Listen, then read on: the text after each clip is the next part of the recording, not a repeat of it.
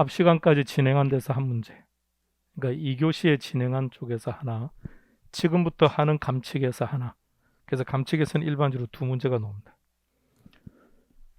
들어가기 전에 1월 8일 날 4시부터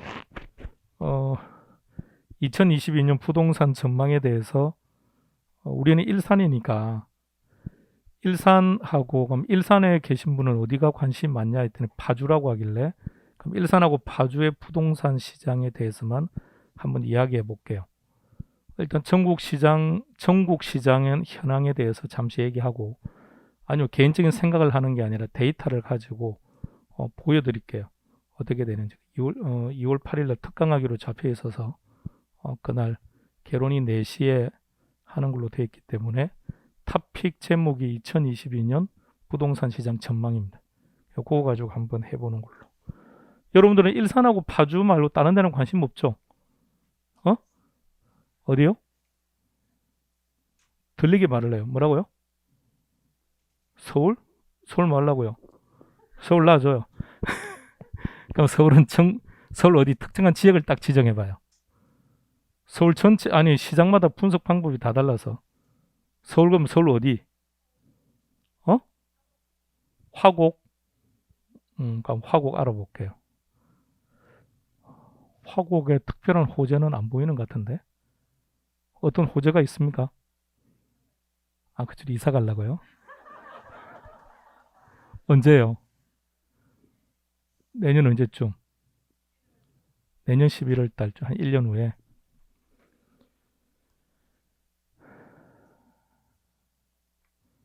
자, 가봅시다. 우리가 어떤 자산에 투자를 하든, 그게 뭐 주식이든 부동산이든 뭐 금이든 등등등, 전문가가 이렇게 장기 투자를 하는 게 좋습니다라고 하는 그 사람하고는 별로 안 친하는 게 좋습니다. 그 말은 전문가 아니라도 다 할 수 있습니다. 장기 투자 한번 해보세요. 그러면 절대 손해보지 않습니다. 그러니까 주식이든 아니면 저 시골에는 땅이든 골드든 그냥 아무 생각하지, 단 전제가 여유 자금이어야 돼요. 근데 왜 우리는 장기 투자를 못 할까요? 장기 투자 해본 적 있습니까? 10년씩 묻어둔 적 있나요? 오케이. 자, 그러니까 묻어두고 신경도 안 쓰고 묻어뒀나요? 그래요? 어디에? 예금 이런 건 말고 토지, 혈액형이 투기형입니다. 자, 이렇게 하시는 거예요. 이렇게 사서 그냥 묻어두는 거예요. 목적은요? 거기 가서 전원주택 짓고 살려고요? 자, 다시요. 투자는 이렇게 하는 겁니다. 단 그렇게 되기 위해서는 그게 여유 자금이어야 해요. 이 돈이 당장 나에게 특별하게 필요 없는, 이게 없어도 내가 살아가는데 아무런 문제가 없는 이런 여유 자금이어야 됩니다. 상당수의 사람들은 대출 받아서 집어넣지 않습니까? 그러니까 금리가 올라가면 불안하니까 팔아버리죠. 그러니까 장기 투자를 하면 그것이 무엇이든 간에 무조건 가격은 다 급등합니다. 그게 주식만 그렇게 했습니까? 부동산만 그렇게 했습니까? 대한민국의 주가가 1000포인트를 찍은 제가 언제인 줄 아십니까? 88 올림픽 할 때입니다. 88 올림픽 할 때 1000을 찍었습니다. 끝나고 나서 어땠습니까? 다 떨어졌습니다. 예. 그러던 것이 지금 얼마입니까? 2000대 올라와 있지 않습니까? 3000대를 간이 많이 지금 떠들고 있지 않습니까? 예. 그러면 뭔가 기준이 있어야 되지 않나요? 뭔가 기준이 있어야 1000이 있고 2000도 있고 3000도 있을 거 아닙니까? 그럼 기준이 언제일까요? 1980년도를 100으로 잡아요. 그럼 80년 이전에는 주식이 없었냐? 있었습니다. 있었는데 우리는 80년도를 기준으로 해요. 80년도에 우리 주가를 100으로 잡아요. 그럼 지금 그럭저럭 3천 가까이 가고 있다는 얘기는 30배 올랐다는 얘기예요. 그럼 장기 투자를 했을 때 손해보는 게 어디 있겠습니까? 그게 무엇이든 간에. 그러니까 장기 투자를 권하는 사람은 진정한 전문가가 아닙니다. 그리고 그런 분들에게 컨설팅 받아서 투자를 하는 사람은 진짜 여유자금이에요. 여유자금이고, 토지에 투자를 한다는 얘기는 돈이 많다는 얘기입니다. 토지에 투자는 친하게 지내시기 바랍니다. 자, 토지 투자의 1차적 목적은 뭘까요? 상속이에요. 상속. 내 세대에서 뭔가를 보겠다는 게 아니고요. 그냥 묻어두는 거예요. 그 땅을 가진 자는 별로 팔고 싶은 생각이 없다는 거죠. 상속 내지는 정렬을 해버리는 거죠. 그 땅 주인들은 대부분 다 거기 다 있습니다. 저 시골간 토지 주인은 다 서울 땡땡땡에 다 있다고요. 대부분 다 그렇게 하니까. 자, 그러니까 우리는 그런 장기 투자를 가지고 이야기하겠다는 게 아니라 어쨌든 단기 치고 빠져놓는 왜? 우리 고객의 상당수는 전부 다 단타하는 투자자일 테니까. 그러면 장기 투자하는 고객들은 여러분들 별 신경 안 써도 괜찮아요. 예, 어떤 것을 권해주든 그 가격은 오를 거니까. 10년을 가지고 있어 보세요. 100년을 가지고 있어 보세요. 가격이 얼마나 올랐겠는지. 그러니까 우리는 그게 아니라 단타로서 치고 빠지고 하는, 예, 그렇다면 일단 시장 분석은 좀 더 객관적인, 가격 앞으로 오를 겁니다라가 아니고 고객이, 예, 납득할 수 있는 객관적인 데이터를 근거로 해서 이러이러하기 때문에 이러이러할 것입니다라고 말을 해야 그 결과가 그렇게 되든 안 되든 우리는 전문가로서 그 지표에 대한 분석 능력만 가지고 있으면 되는 거니까. 그걸 8일날 4시에 하겠습니다. 그 시험에 안 나옵니다. 근데 그런 게 시험에 나와야 되는데, 그죠? 답답합니다. 개론 수업 시간에 그런 걸 강의하고 그런 걸 학습하고 나가서 그럼 여러분들 그런 지표를 가지고 분석하고 컨설팅하고 이래야 될 텐데 맨날 쓸데없는 보세요. 뭐라고? 재료 10조 타이틀이 뭐죠? 잘 틀립니다. 자, OX 결정해봐요. 저 블랭크에 현장 조사 OX 그럴듯하죠. 그리고 중개사법에서 늘 그런 용어도 쓰고 하니까 아닙니다. 실지조사입니다. 개론에는 현장 조사라는 단어 자체가 없어요. 예전에는 여기에 현장 조사였습니다. 근데 법이 개정되면서 실질조사로 바꾸었습니다. 그러니까 오로지 이것만 기억해야 돼요. 현장 조사 없어. 개론에는 현장 조사라는 말이 없습니다. 우리가 실제 시장에서는 현장 조사라는 말을 즐겨 쓰는 거죠. 근데 법에는 그 용어가 없다고요. 자, 그럼 참고로 이 양은 지금 일단 보지 말고요. 눈으로 한번 쭉 보고 갑시다.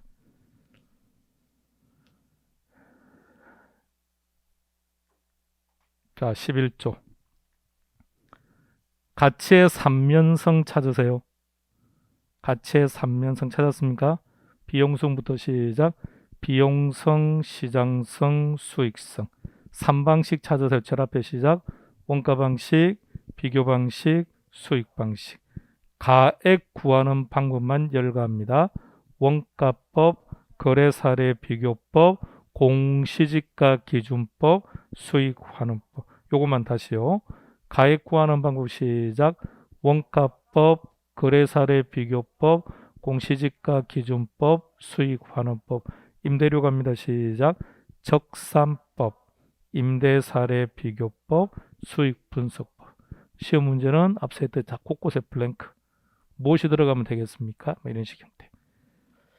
자, 지금부터는 물건별 평가라고 해요. 물건별 평가. 토지는 어떻게 평가한다고요? 그렇죠. 무조건입니다. 예외 없습니다. 토지는 무조건 공시지가 기준법이에요. 단, 공시지가 기준법을 적용할 때는 다음의 절차를 지켜라고 되어 있습니다. 이미 앞서 했습니다. 첫 번째 특징, 사례가 없다. 사례가 없다. 두 번째 특징, 사정 보정이 없다. 첫 번째는 비교 표준제예요. 그 다음에 시점 수정이 들어가는데 이렇게 기억하지 말고요. 첫 번째 뭐가 없다? 사례 가격이 없다. 그러니까 비교 표준지가 나와야 돼요. 두 번째, 사정 보정 없다. 그렇게 기억하면 돼요. 이 순서 달달 외우는 거 별로 의미 없어요. 저 순서는 자연스럽게 기억할 거니까. 궁극적으로 기억할 건 두 가지. 사례가 없고 사정 보정하지 않는다. 자, 14조 3항입니다. 확인하세요. 토지는 어떻게 평가한다고요? 공시지가 기준법이요. 근데 조건이 하나 붙었어요. 어떤 조건? 적정한 실거래가. 실거래가 거래사례 비교법이에요. 14조였습니다. 자, 다시 갑니다. 14조 1항 토지는 어떻게 한다고요? 공시지가 기준법을 적용할 때는 다음의 절차를 지켜라고 했습니다. 첫 번째, 비교 표준지. 두 번째, 사정 보정 없다. 그렇게. 나머지 때문에 안 틀릴 거니까. 자, 3항의 포인트는요. 적정한 실거래가. 적정한 실거래가가 떴다. 무조건 거래사례 비교법. 토지였습니다. 15조는 건물입니다. 기출문제는 풀고 갑시다. 순서 배열해 보세요.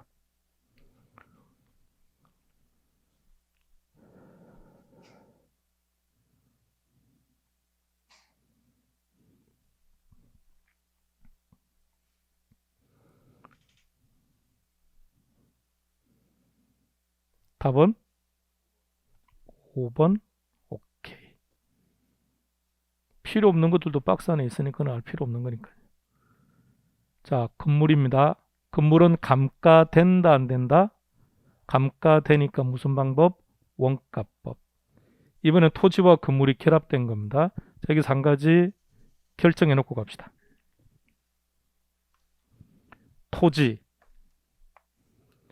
토지를 평가할 때는 어떻게 한다고요?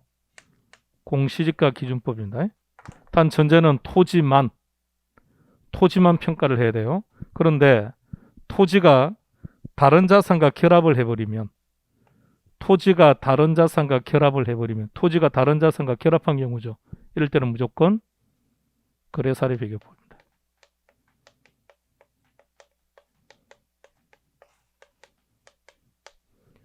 그러면 토지와 건물이 결합되는 케이스는 우리 법에 딱 세 가지가 있습니다. 그럼 세 가지를 정리해 버리면 간단합니다. 첫 번째, 토지와 건물이 일괄되는 경우. 두 번째, 임목이 뭐죠? 나무 장난칩니까 지금? 그래도 이제 시험 공부를 했으면 그나마 등기된 임목 이런 것도 이해를 하겠는데, 임목이 뭔가요?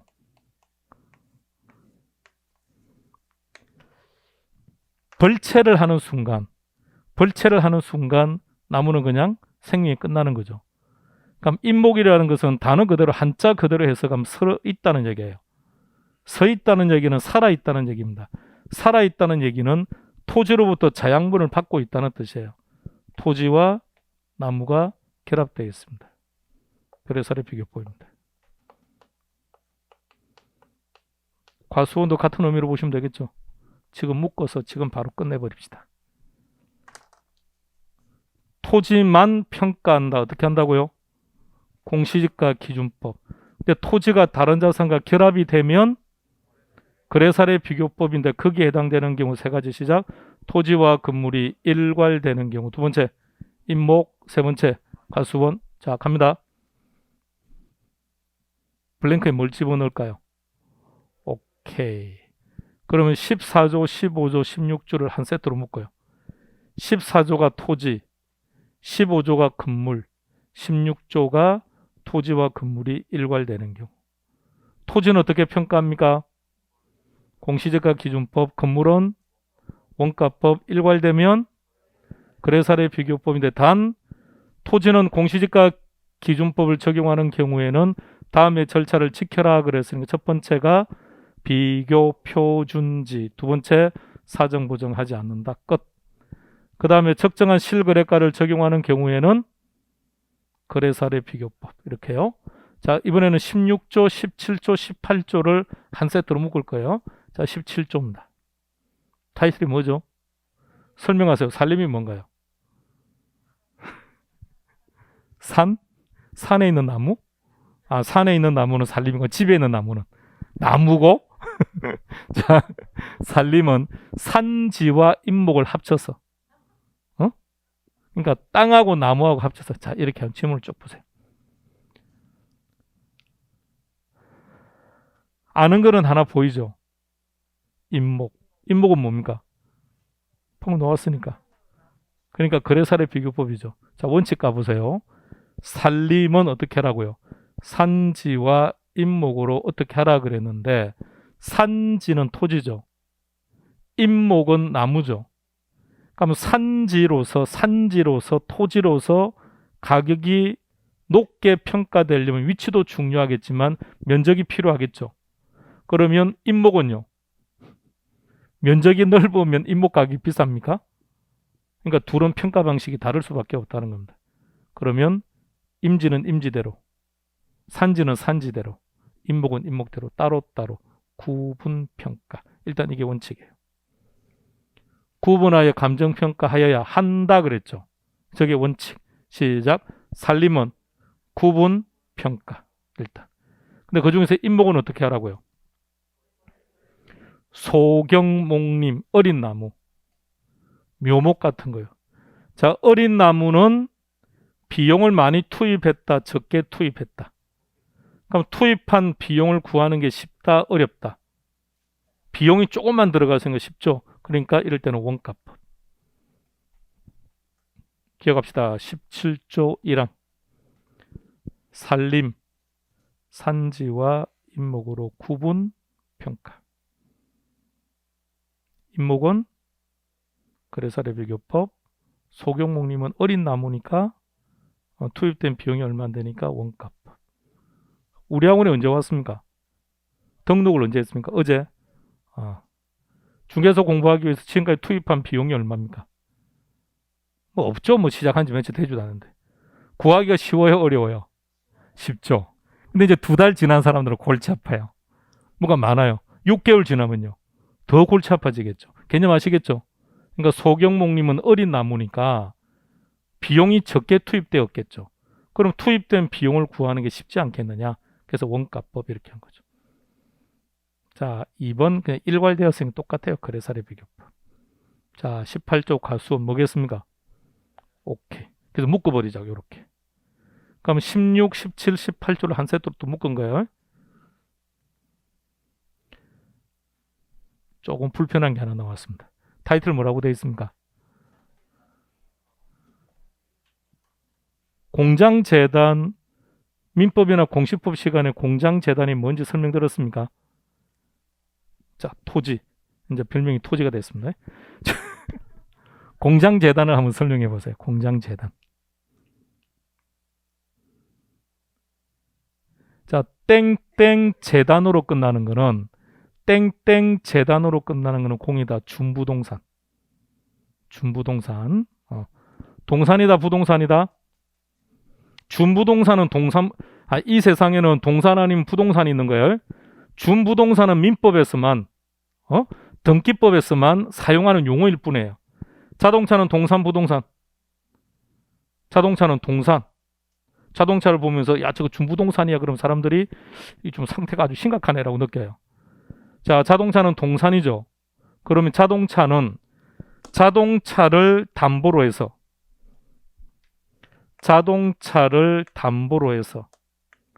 대출 받을 수 있다, 없다?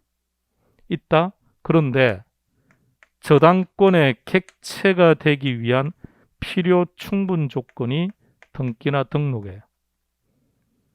등기나 등록을 할 수 없는 채화는 저당권의 객체, 즉 담보가 될 수 없다는 거예요. 그럼 자동차는 동산, 부동산. 자동차는 동산. 동산은 어떻게 공시한다? 점유. 그러면 자동차는 동산이기 때문에 점유를 해야 되니까. 자, 어제 등록하신 분요. 옆에 있는 안경은 본인께 맞습니까? 예. 본인 거라는 것을 입증해 보세요. 그걸 공시라 그래요. 나의 자산임을 타인에게 널리 알린다를 공시 그래요. 본인의 안경임을 타인에게 알려보세요. 공시해 보세요. 응?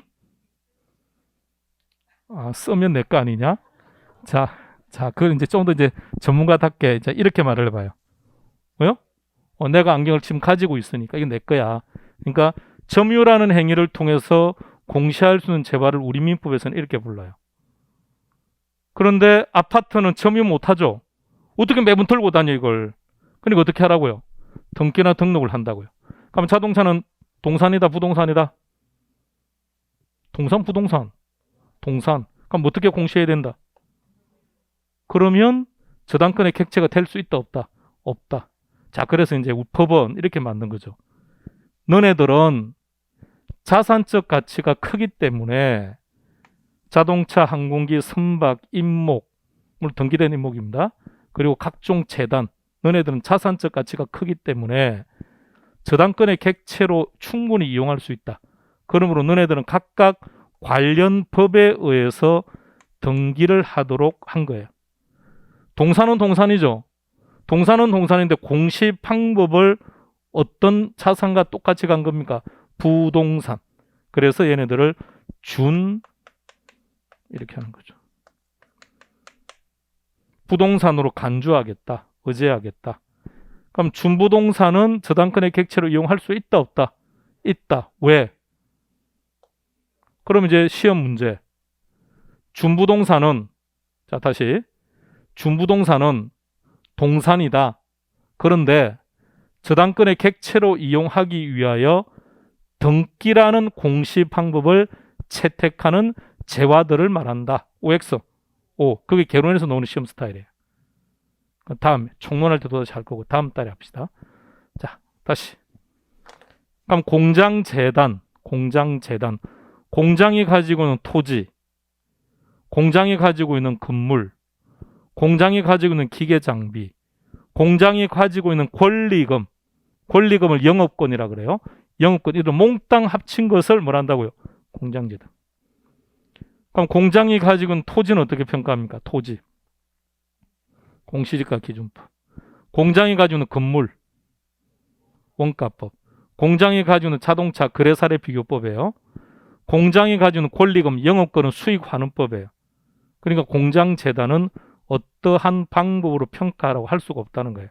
그래서 어떻게 하느냐? 방금처럼 따로따로 평가를 해서 합치는 거예요.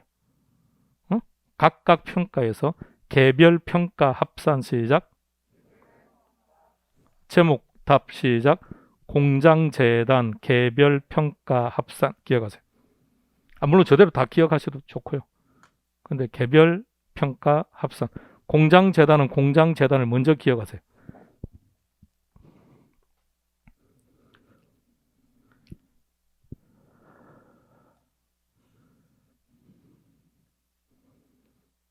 다음 광업재단으로 갑니다. 그럼 광업재단을 설명해 보세요. 그 광산 입구 보세요. 광산 입구 보니까 사무실도 있죠. 그 철로도 깔려 있죠. 각종 기계도 있죠. 등등등 단데. 그럼 이렇게 한번 생각해 보세요. 공장재단은 토지 가격이 비쌀까요? 건물 가격이 비쌀까요? 아니면 그 공장이 가지는 권리금이 비쌀까요? 참 평가하기가 뭐하죠. 예. 그런데 광업재단은 생각해 보세요. 그 탄광 입구에는 사무실이 비쌀까요? 선로가 비쌀까요? 그 광산 안에 매장되는 매장물이 비쌀까요? 매장물의 가격이 절대적일까요? 아니면 어느 좀 일부일까요? 절대적이지 않을까요? 그래서 그 광물의 가치가 중요합니다. 근데 그 매장된 광물은 우리가 추정할 수는 있습니다. 과학적으로 추정할 수는 있지만 실제 그 탄광에 있는 광물은 실제 우리가 채취를 해봐야 알죠. 그래서 수익환원법으로 평가합니다. 수익환원법에서 말하는 수익은 언제 수익? 장래의 수익. 자, 기억해 볼까요? 공장재단, 광업재단. 장난치면 바꿔서 장난칩니다. 바꿔서 장난치면 또 친절해서 또 틀려줍니다. 우리는 매너가 좋아요. 아니, 출제자는 100점 받는 거 기분 나쁠 거예요. 그죠? 그렇지 않을까요? 몇 개 틀리라고 문제를 냈는데 다 맞추면 얼마나 기분 나쁘겠습니까? 근데 우리는 또 에티켓이 있어 좋아요. 틀리라고 내는 문제는 또 잘 틀려준다는 거 아닙니까? 자, 타이틀 뭐라고 되어 있습니까? 네 가지 자산 시작. 자, 다시 갑니다. 시작. 자, 이 네 가지 자산 중에서 감가되지 않는 자산 말하세요. 감가되지 않는 자산. 없죠. 그럼 감가가 되니까 어떤 방법을 적용하면 됩니까? 원가법이죠. 근데 그 중에 하나만 생각해 봐요. 자동차를 잘 생각해 봐요. 중고시장이 워낙 발달되어 있기 때문에 얘는 거래사례 비교법이 훨씬 편해요. 나머지는 원가법이에요.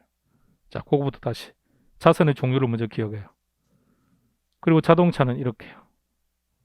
나머지는 몽땅 다 원가법. 자, 이 중에 선박만 보세요. 선박. 사망 보세요. 자, 사망 쭉 다 읽어볼 겁니다. 시작. 선박을 감정평가할 때에 따로따로 해라. 그죠? 별로, 기간별로, 무슨 별로 했죠. 그죠? 따로따로 구분. 왜 그랬을까요? 가치가 다르니까.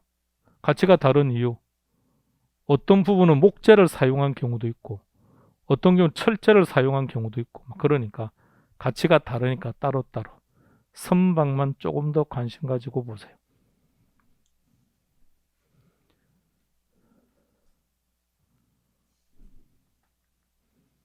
자, 5항으로 갑시다. 키워드가 뭐냐? 효용 가치가 없다는 겁니다. 자동차는 최종적으로 어디로 가죠?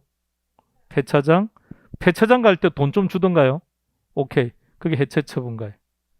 자, 우리 시험에 출제된 문제가 얘가 나온 적이 있습니다.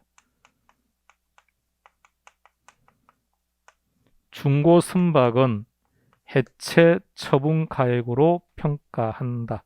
OX. 결정해 빨리. 자기적으로 해석하시면 안 돼요. 해체 처분 가액이 답이 되려면 무조건 지문에는 뭐가 효용 가치가 없다는 단서가 반드시 붙어야 돼요. 이렇게 되면 본인이 해석하는 거죠. 아, 중고 선박 효용 가치가 많이 떨어졌겠구만. 해체 처분 가액이야. 본인이 해석하시면 안 돼요. 반드시 저 단어가 나와 있어야 돼요. 동산 보세요. 자, 동산 결론부터 보세요. 봤습니까? 이 중에 무엇하고 똑같아요? 오케이. 자동차하고 똑같아요. 왜 동산은 자동차하고 똑같을까요?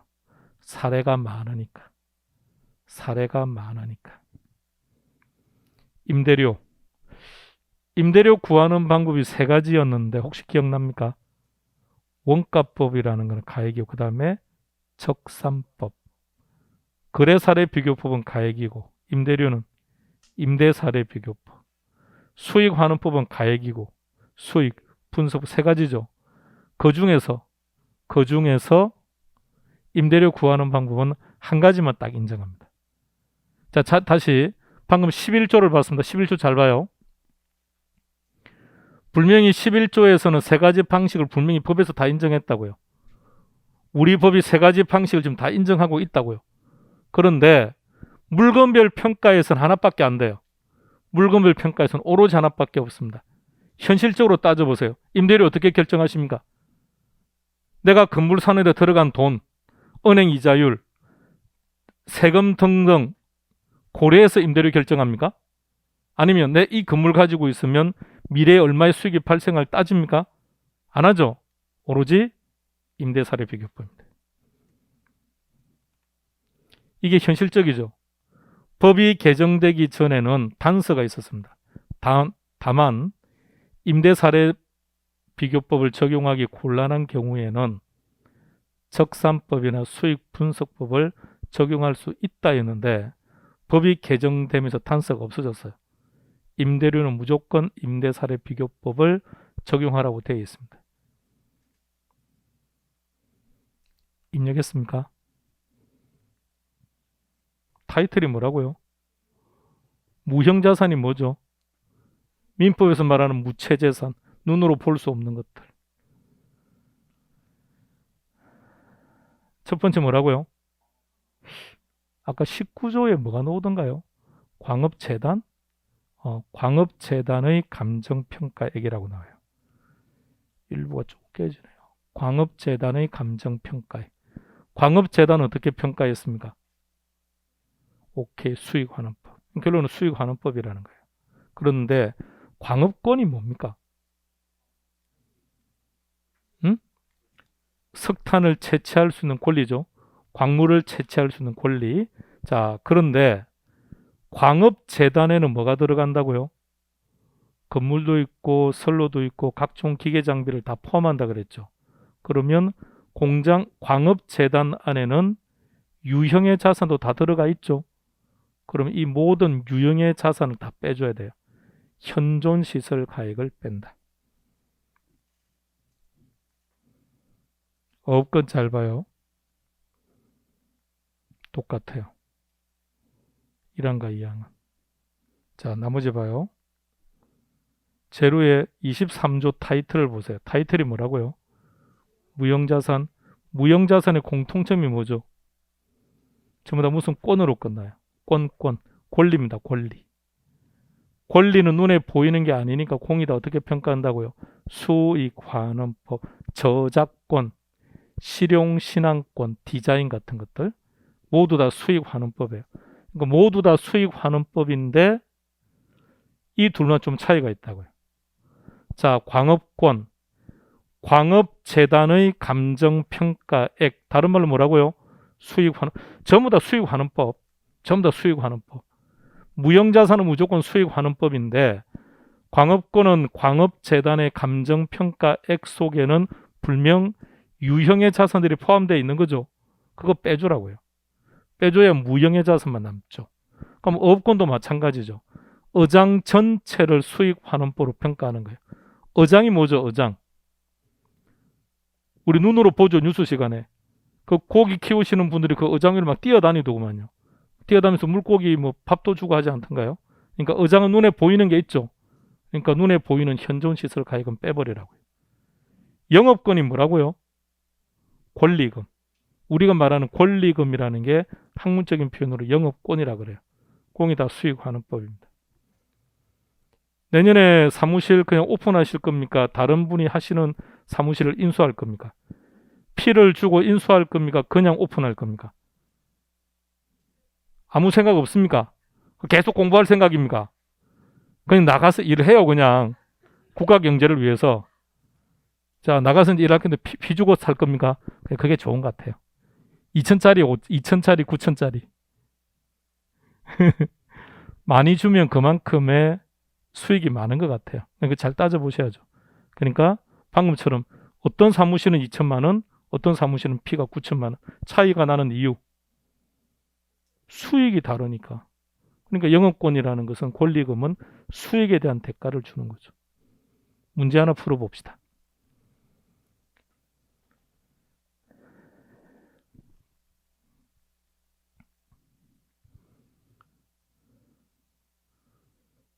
이게 전형적인 스타일입니다. 답은? 오케이. 그럼 1번은 어떻게 바꿀까요? 거래사례 비교법. 2021년 강의는 이제 이렇게 아듀합시다. 감칙만 한 번 더 연말에 한두 번 정도 보세요. 한두 번 정도 다시 보고 그리고 이제 새해 다시 할 때 조금 더 편해질 겁니다. 처음에 생각했던 것보다는 학습하는 내용들이 뭔가 많을 거예요. 많고 각 과목들마다 범위도 넓고 근데 조금 생각을 좀 다르게 가져보시라고요. 여러분들이 자 취득세 세율은 몇 프로입니까? 응? 취득세 세율 다 달라요. 그말마다 다 달라요. 그래도 우리 일반론적인 얘기를 해야 될 거 아닙니까? 그냥 몇 프로? 모릅니까? 여러분이 잘못이 아니겠죠. 쌤이 문제. 쌤한테 말해드릴게요.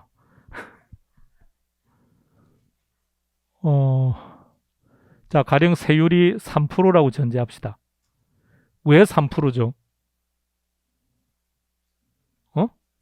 그렇게 출제할까요? 말이 안 되는 소리죠. 그러니까 모든 법은 결과를 물어봐요. 그죠?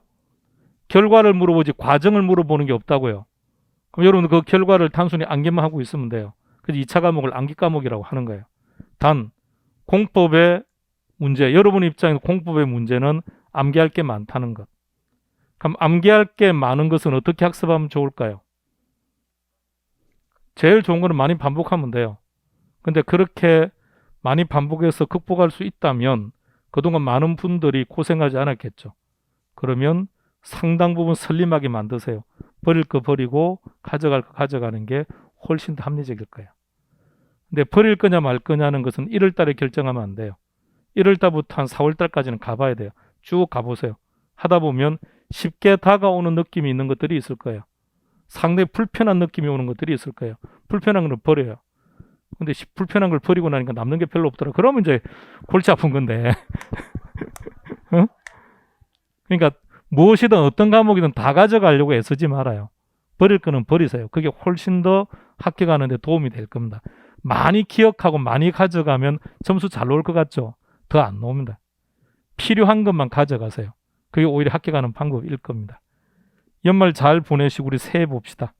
새해 복 많이 받으세요.